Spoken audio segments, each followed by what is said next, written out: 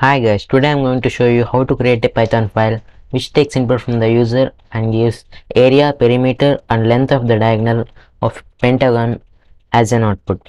Now open a code editor and I'm creating a new file and naming it as pentagon.py, and in first line type print in brackets welcome to pentagon.py,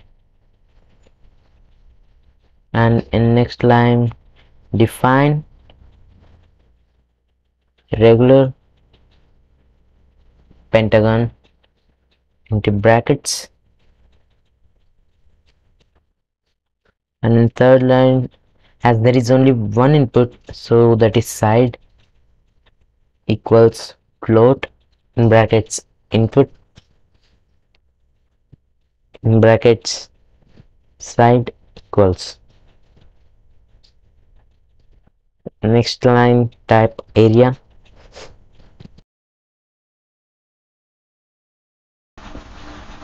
copy this line or you can just download from the link given in the description,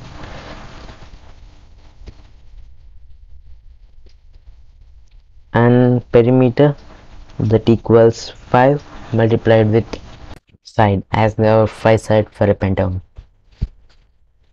And then diagonal equals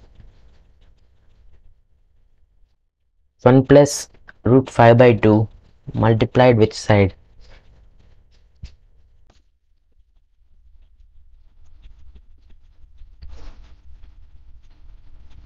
And then print, as we need to print area, perimeter and diagonal. Area equals the variable area and square units. And then print perimeter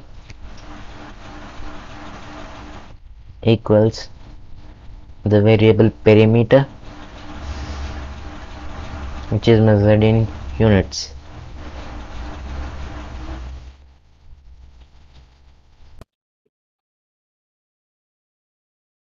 Then finally diagonal equals diagonal and units.